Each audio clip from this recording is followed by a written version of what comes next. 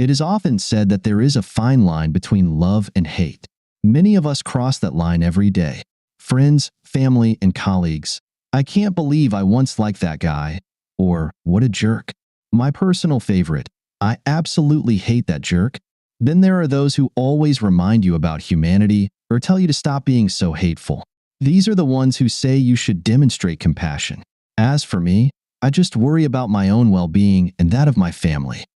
It's good to have friends, but be realistic. You can only trust friends up to a certain point.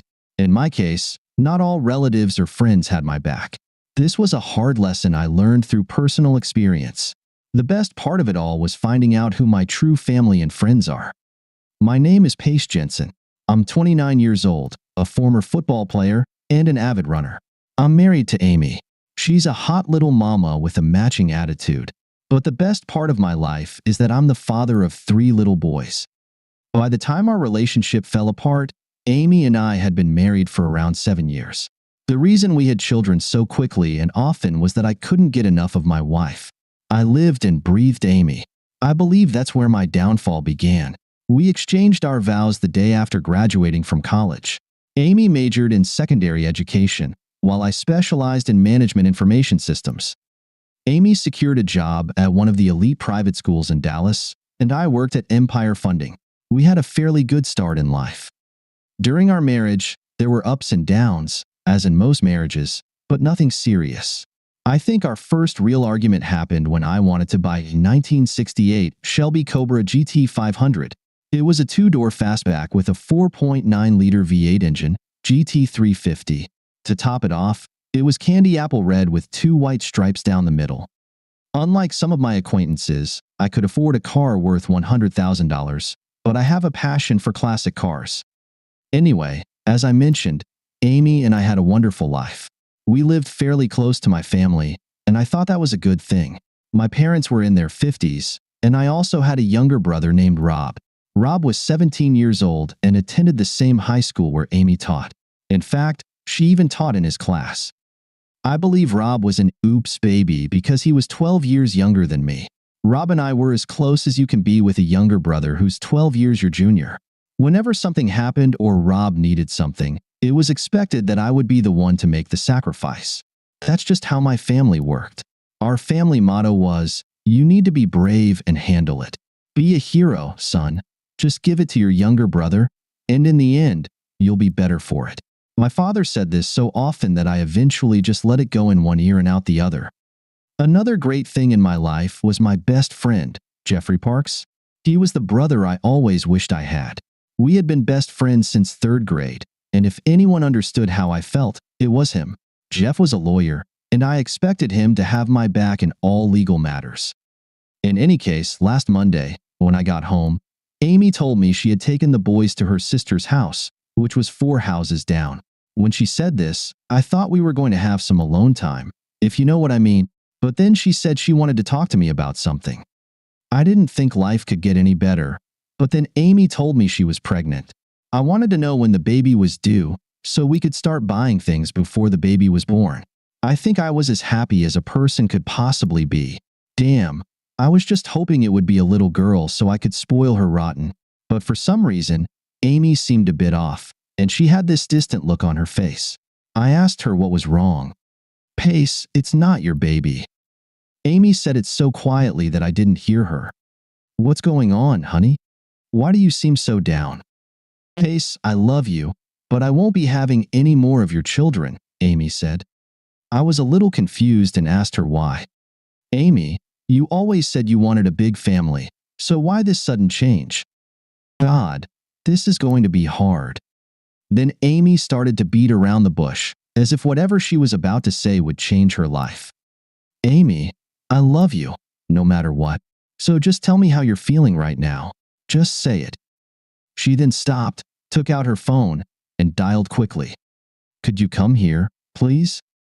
Whoever she was talking to, it seemed like they knew more about this than I did.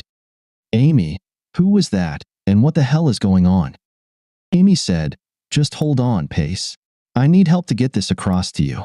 I don't want to mess up what I have to say." I asked her who was coming and why she needed someone else to help her say whatever it was. Damn it, If you can't tell your husband, then who the hell can you tell? All sorts of thoughts raced through my mind, none of them good. But what happened next left me utterly shocked. 2 minutes later, there was a knock at the door. Amy answered it, and when she returned, she was followed by my mom, my dad, and my 17-year-old brother Rob. Okay, Amy, what the hell is going on? Damn, how can I say this without hurting you? Rob interjected. Listen, Pace, Amy is in love with me. That's what she wants to say. Mom and Dad are here to support us, Rob said. Listen, bro, stuff happens. We didn't mean to fall in love, but we did. The baby she's carrying is mine, and we need you to be okay with this. Amy and I are going to be a family, whether you like it or not. I started laughing as if it were some kind of good joke, because that's how it was supposed to be, right? Listen, Amy, what is it you want to tell me? No one was laughing. I looked over at Amy. She was staring at the ground. Amy, please look at me and tell me this isn't true. Tell me you're not such a damn fool. My father said, Son, I know this is hard, but what's done is done. I know you're hurting right now, but Rob is your brother, and we need to find a way to deal with this. We understand it's asking a lot, but sometimes sacrifices have to be made. I asked my mother if she was involved in this. She said, Son, I love both of my boys. I don't want this to tear our family apart. You need to find a way to live with this. We are all family. You need to be the hero here.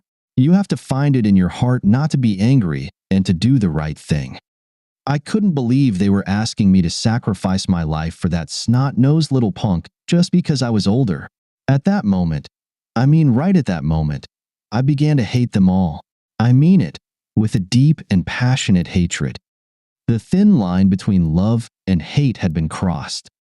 The question was, how much could I, as a man, hate my own family? The very family that had betrayed me on every front. My wife, my brother. And what kind of parent would go along with this farce? How could I have known it would only get worse? I couldn't take it anymore. I turned around and walked out, with Amy and my mom trailing behind. Rob pulled Amy away from me. I walked 4 houses down to get my kids. At her sister's house, I was met by a deputy sheriff. For a moment, I thought Amy's sister, Rachel, was involved in this, but she looked just as shocked as I was. The deputy sheriff told me that I was forbidden from seeing my children until the court made a decision about custody. I looked back and felt my hatred growing stronger by the second. I asked the sheriff if I could return to my own home. He asked whose name was on the mortgage. I told him it was mine and only mine. Since there was no order preventing me from being at the house, I turned to head back home. As I walked past my father, he grabbed my arm. Pace, listen, son. Please don't do anything you'll regret later, my father said. We all need to sit down and talk this through like adults. I looked at him and told him never to call me his damn son again. No, get your damn hand off me, or you'll regret it for the rest of your life. And now leave me alone, all of you backstabbing bastards. I looked at Amy and said to her, if I were you, I'd hire a good lawyer, because trust me, you're going to need one. Enjoy your kids while you can. You lying cheat. Now get out of these idiots with you. Before I could take another step, Rob punched me. He hit me on the right side of my face. Before I could pull back, my father grabbed me, and Rob hit me again. I was lucky that Rob punches like a girl, or it would have hurt. The sheriff jumped off the porch, ran over, and tackled Rob. I broke free from my father's grip and punched him in the mouth. He fell to the ground, and the expression on his face was one of complete shock. He never would have believed that Pace, the sensible child, could get so angry. When the fight was over, Rob and my father were arrested for assault. But I had no idea that the best was yet to come. A couple of days later, I got a call from the assistant district attorney asking me to testify. In the process, I casually mentioned that it all started when my 29-year-old wife, whom I had been married to for 7 years, got pregnant by my 17-year-old brother. I also mentioned that my brother was in the 12th grade at the same school where Amy taught. They seemed to take some interest in that information. 2 days later, I went to meet with the only person I thought I could rely on, Jeffrey Parks, a lawyer. I arrived at his office in a good mood. It turned out to be yet another ride down the betrayal highway for Pace Jensen. While I was waiting for him to finish, he walked out with his new client. Amy glanced back, saw me, and smirked. I looked at Jeff and said, "You better have done this with me." Jeffrey Parks turned and walked away. That's how everything had been set up so quickly. Jeff was their guy. He knew how I would react, and he cut me off. I never thought she would do something like this. I'll always wonder why he chose to follow her. But then you know what? Who cares about his reasons? Because as soon as he said yes, he no longer existed to me. Screw them. I had to laugh again, but this time it was different. It was just another reason to keep crossing the line. I was becoming a different person. Hatred can do that to you. I turned to a different kind of lawyer, Stevie Crast. Stevie was known as a hard-nosed attorney. His motto was, "If you've got the money, let's go for it." He was about to close his office when I found him.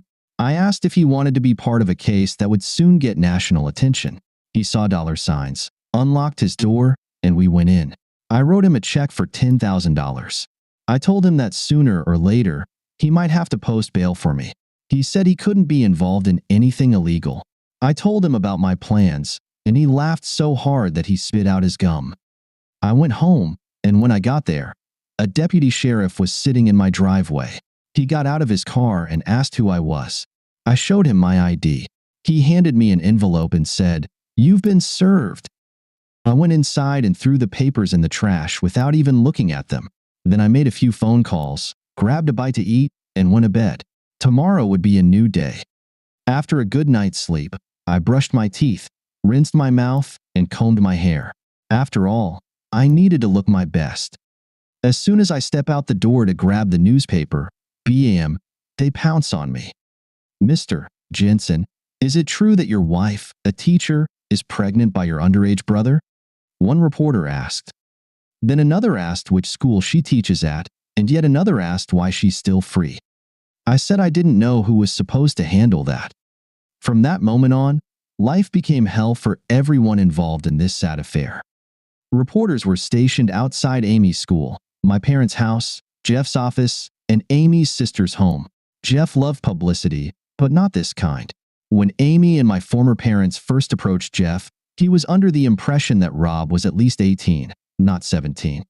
What really infuriated Jeff was the next incident. A group of family rights activists picketed his office, and one of the protesters doused him with cow manure.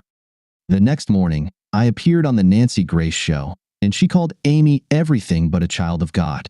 If any of you watch Nancy Grace's show, you know that once she gets hold of a story, she's like a dog with a bone. From the moment she learned about it until the story's end, Nancy's coverage was all about Amy and her merry band of losers. Hello, everyone. A child molester is walking free on our streets, pregnant by an impressionable young man. And where is the district attorney? Nancy shouted. I recorded the show, and I must say, I looked pretty sharp. At least I think so. But the camera really does add 10 pounds. 2 days later, Amy was arrested for sex with a minor, breach of public trust, and statutory rape. Rob was taken out of our parents' custody and sent to a juvenile detention center. Eventually, they decided he would have to stay there until he turned 18. A month later, I was sitting in the courtroom across from Amy and my former family. She was represented by the jerk who used to be my friend. The only person I felt sorry for was my mom. She just sat there with a sad look on her face. It broke my heart, but that's life. Over the past month, both Amy and Mrs. Jensen had called me hundreds of times, asking if I would sit down and talk with them before things went too far. I asked Amy one question. "Did you sit down and talk to me before you slept with my brother?" She didn't answer, so there was nothing left to say.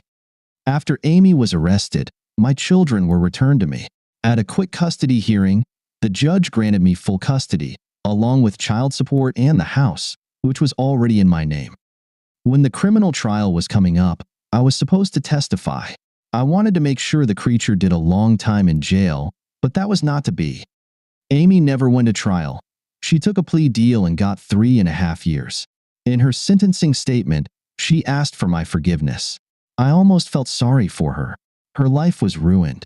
Her teaching career was over, and, For better or worse, she would have to register as a sex offender for the rest of her life.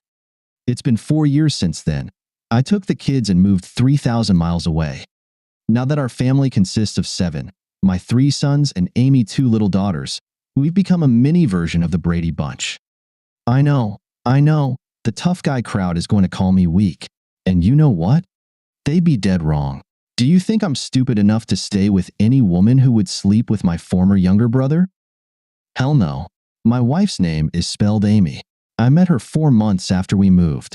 Amy is a motorcycle cop, and the day she gave me a ticket changed my life. When she walked back to her bike, one look at her from behind, and I knew she'd be my next wife. It took a little begging, but once I got her into bed, it was the greatest day of my life.